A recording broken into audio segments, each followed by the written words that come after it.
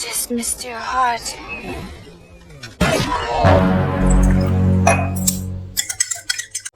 Adegan dimulai di tengah hutan Finlandia Utara yang tertutup salju. Seorang remaja putri berusia 15 tahun bernama Hana.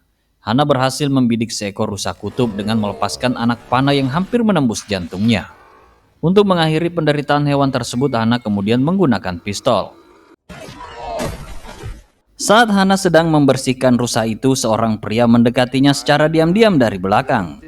Merasakan kehadirannya, Hana dengan cepat menyerang pria itu dan mereka terlibat dalam pertarungan sengit.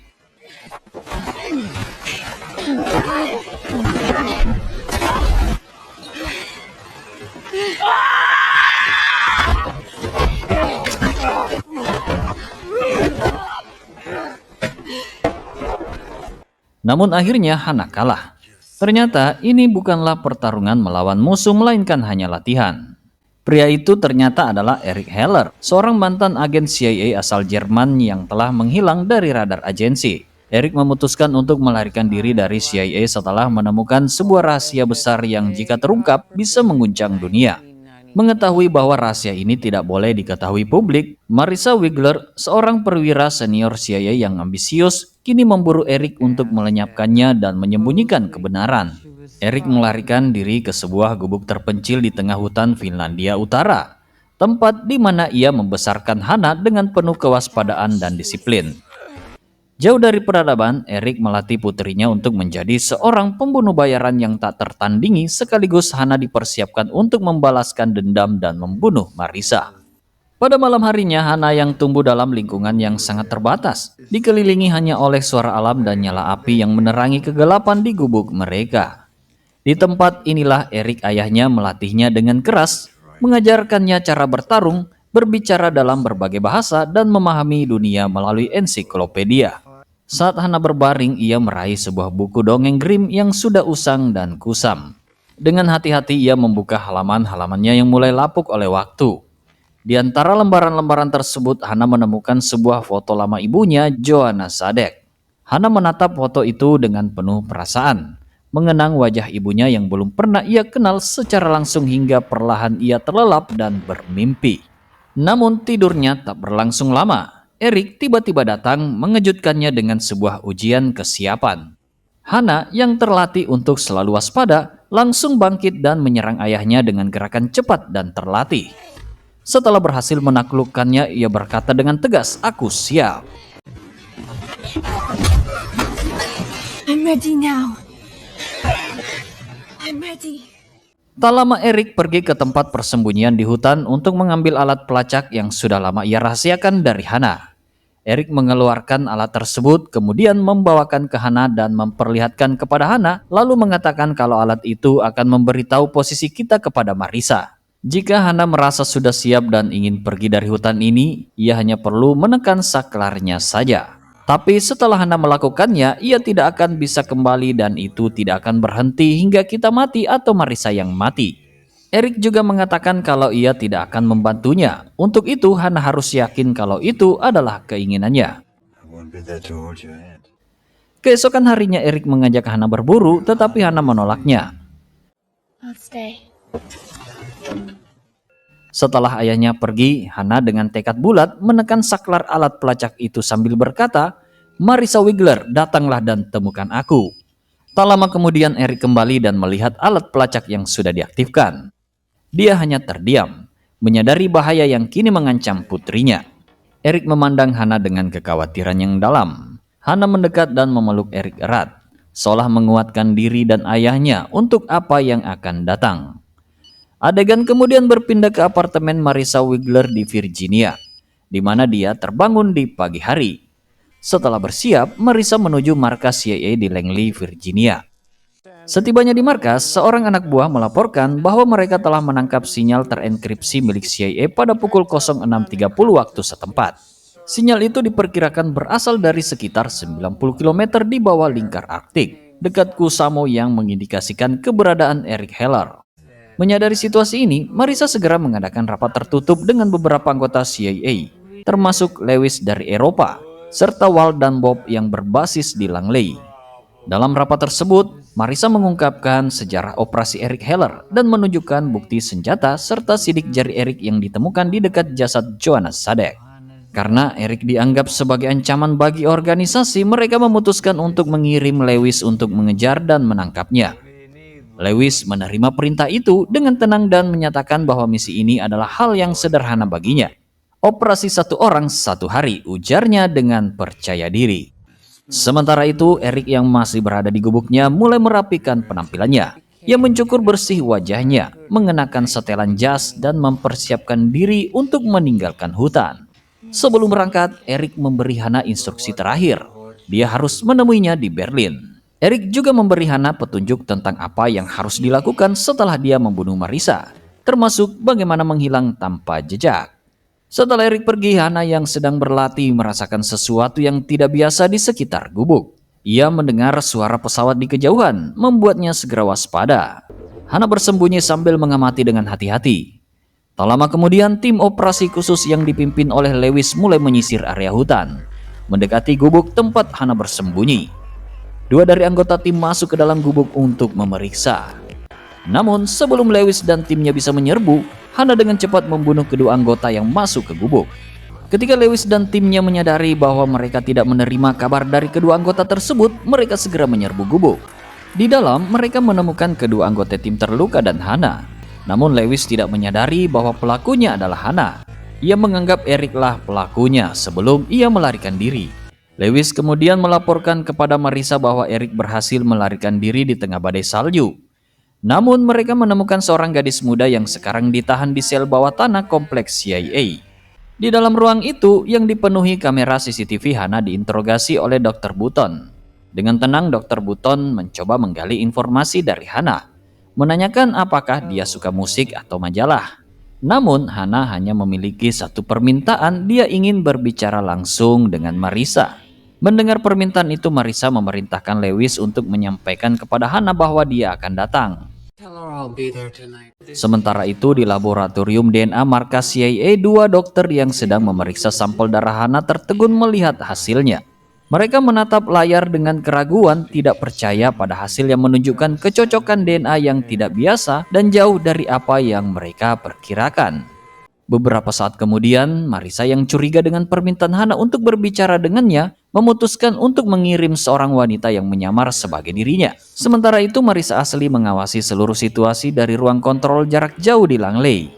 Saat Marissa palsu memasuki ruangan tempat Hana berada, Hana mulai mengajukan pertanyaan tentang bagaimana Marissa bertemu dengan ayahnya Eric. Marissa asli yang mendengar percakapan ini memberi instruksi melalui earphone kepada wanita yang menyamar agar memberikan jawaban yang sesuai. Namun Hana yang terlatih untuk mendeteksi kebohongan merasakan ada yang tidak beres. Dia pura-pura menangis dan kemudian memeluk erat Marissa palsu, membuat Lewis yang memantau situasi merasa cemas dan siaga. Lewis kemudian mengirim dokter dan petugas ke ruangan untuk menenangkan Hana dengan obat bius. Tapi saat mereka masuk, tiba-tiba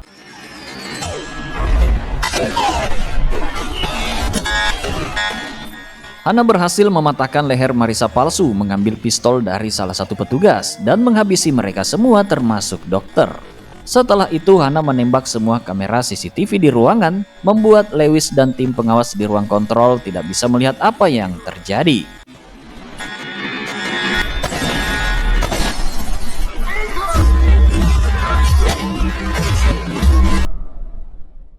Hana terus melarikan diri, menghindari para petugas CIA dengan menyusup melalui terowongan-terowongan sempit di kompleks bawah tanah.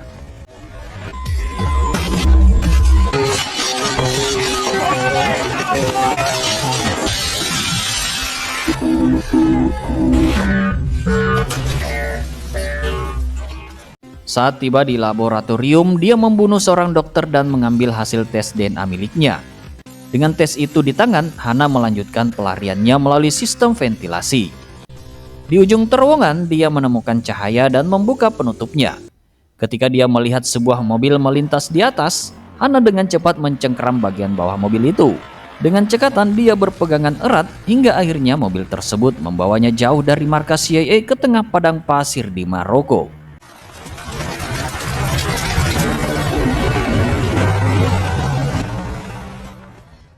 Adegan beralih ke apartemen Marissa. Di sana Marissa membuka berangkas dan mengeluarkan sebuah map biru, beberapa paspor dan sejumlah uang tunai. Dia kemudian membakar map tersebut seolah-olah itu adalah berkas rahasia tentang Eric. Kilas balik pun muncul menunjukkan saat Marissa dalam keadaan tertekan menembaki mobil yang ditumpangi Eric, Johanna dan Hana yang masih berusia 2 tahun. Tembakannya membuat mobil tersebut menabrak pohon. Eric yang terluka bergegas menggendong Hana dan menyeret Johanna yang terluka parah menjauh dari kecelakaan itu. Marissa melihat mereka dan segera berlari, melepaskan tembakan ke arah mereka. Namun karena situasinya, Eric terpaksa meninggalkan Johanna dan hanya membawa Hana bersamanya.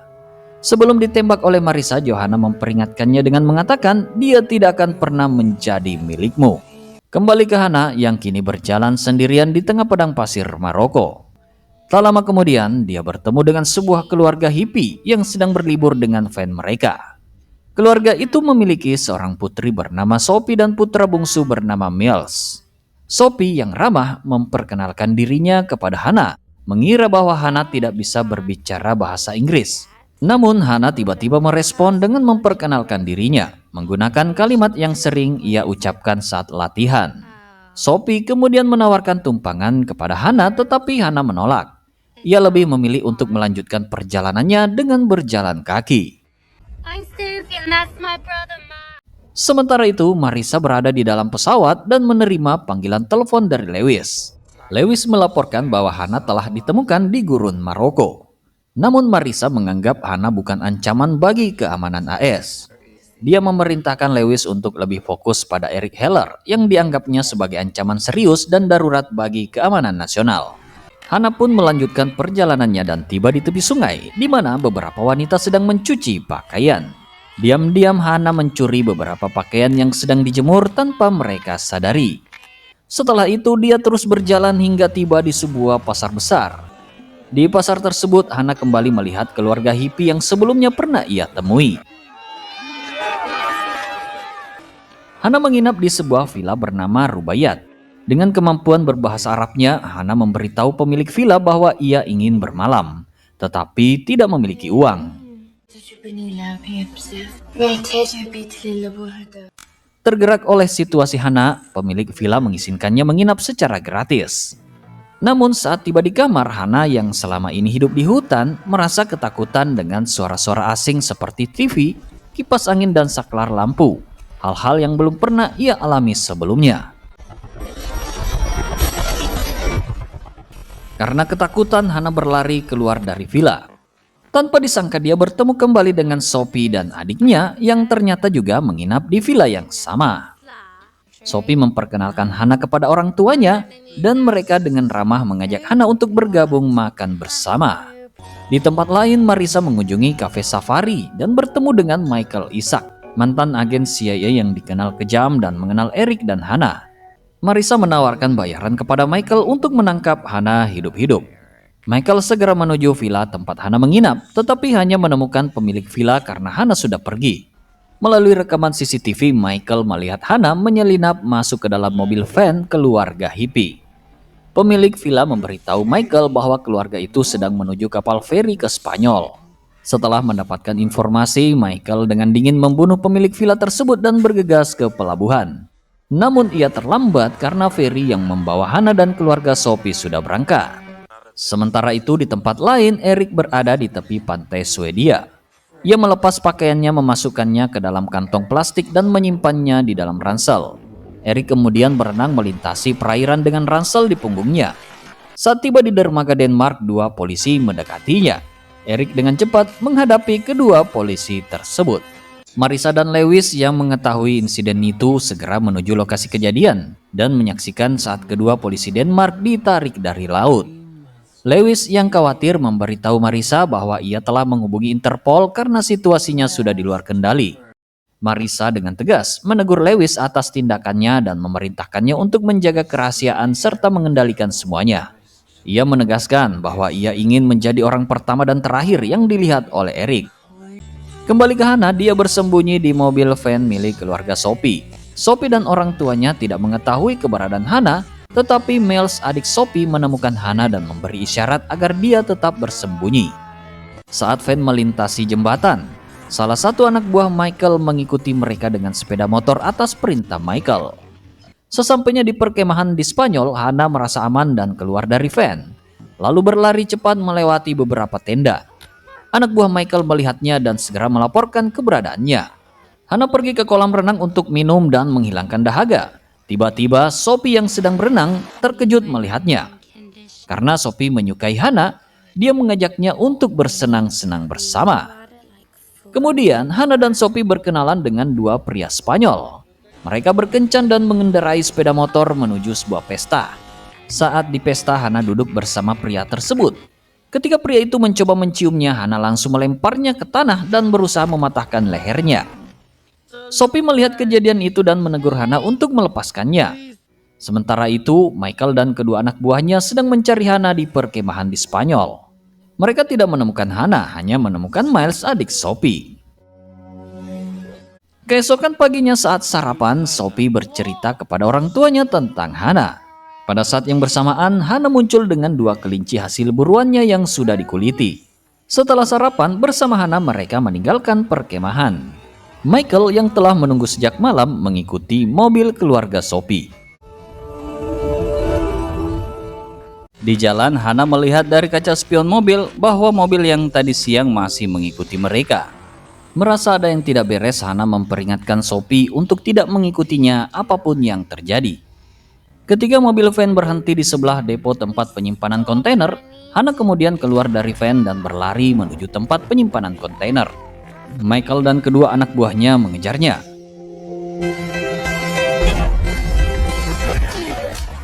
Mereka berhasil menangkap Hana, tetapi Hana melawan. Dan tak lama kemudian, tiba-tiba dia melihat Sophie yang ternyata mengikutinya. Demi keselamatan Sophie, Hana cepat-cepat membunuh salah satu anak buah Michael, membuat Sophie ketakutan dan segera kabur dari sana. Hana melanjutkan pelariannya dengan memanjat kontainer diikuti oleh satu anak buah Michael.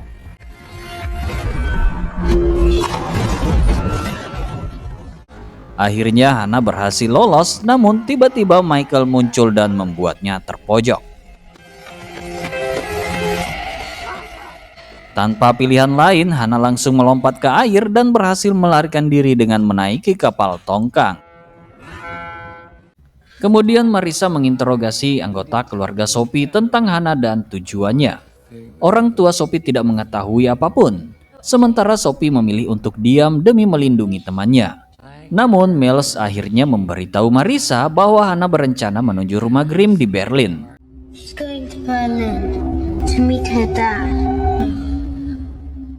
Sementara itu, Eric turun dari bus dan merasa ada seseorang yang mengikutinya. Merasa terancam, Eric menghindar dan masuk ke dalam basement. Namun, ia menghadapi beberapa anak buah Marissa yang sudah menunggunya di sana. Pertarungan sengit pun tak terhindarkan. Karena keahlian dan pengalaman Eric sebagai mantan agen, ia berhasil mengalahkan semua anak buah Marissa. Is that what she said? Orders confirmed within 2 minutes ago. Sesampainya di Berlin, Hana menuju tempat pertemuan yang dijanjikan dengan ayahnya, yaitu rumah Wilhelm Grimm. Hana mengetuk pintu dan seorang pria tua dengan wajah mirip badut membuka pintu. Pria tersebut adalah Knepler, seorang pesulap eksentrik dan teman Eric. Knepler memberitahu Hana bahwa Eric telah meninggalkan surat untuknya, menyebutkan bahwa Eric akan datang pada hari Selasa di apartemen Klaus, neneknya. Knepler lalu menawarkan Hana makanan sambil menceritakan bahwa Hana sangat mirip dengan Eric, membuat Hana merasa senang. Namun ketika seseorang mengetuk pintu, Knepler meminta Hana untuk bersembunyi. Ketika Knepler membuka pintu, dia diserang dan dibunuh oleh anak buah Marissa. Marissa terus mencari Hana, tetapi tidak menemukannya karena Hana bersembunyi di bawah tempat tidur. Selama pencarian, Hana mendengar percakapan Marissa lewat telepon yang mengungkapkan bahwa Eric bukanlah ayah kandungnya. Setelah merasa aman, dia mampir ke sebuah warnet untuk mencari tahu tentang asal-usul serta hasil tes DNA sesuai dengan ilmu yang diajarkan selama ini dari Eric. Lalu, Hana kemudian pergi ke apartemen neneknya yang kosong, di mana ia akhirnya bertemu dengan Eric. Hana bertanya langsung kepada Eric, apakah kau ayahku? Eric menjelaskan bahwa dia adalah ayah yang telah membesarkannya, yang telah mendampinginya sepanjang hidup dan menganggapnya seperti anak kandung sendiri. Hana mengungkapkan bahwa hasil tes DNA menunjukkan bahwa dia adalah seorang abnormal dan memohon agar Eric mengungkapkan kebenarannya. Eric kemudian menceritakan asal-usul Hana. Dia lahir di fasilitas penelitian di pedesaan Polandia Galinka. Fasilitas tersebut bertujuan untuk mengambil embrio yang telah dibuahi, mengubahnya menjadi lebih baik tanpa rasa takut atau kasihan, serta meningkatkan kekuatan otot dan indera untuk menciptakan prajurit yang sempurna. Eric juga mengakui bahwa ia merekrut Johanna, ibu sambungnya, dari klinik aborsi dan melibatkan 20 wanita lainnya. Banyak anak-anak seperti Hana yang lahir dari program tersebut. Ketika Hana berusia 2 tahun, Marissa menutup seluruh program dan menghancurkan semua bukti penelitian. Saat Hana hendak pergi dari apartemen, Eric menghalanginya. Hana menyerang Eric tetapi Eric tidak melawan. Hana kemudian pergi diikuti oleh Eric yang memanggil namanya. Tiba-tiba Marissa dan Michael muncul. Eric menyuruh Hana untuk lari dan mencari perlindungan. Eric kemudian berlari untuk menjauhkan Michael dari Hana. Michael mengejar Eric hingga ke tempat rongsokan barang, di mana mereka terlibat dalam perkelahian brutal.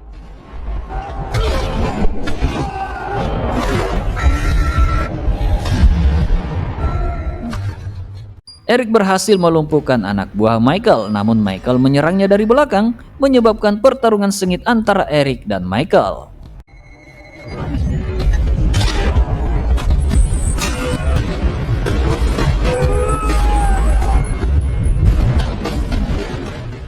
Eric akhirnya mengalahkan Michael, namun pada saat itu Marissa muncul dan menembakkan senjatanya ke arah Eric, membunuhnya seketika.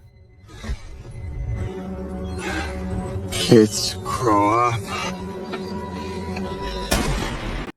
Sementara itu Hana terus berlari hingga tiba di rumah Grimm.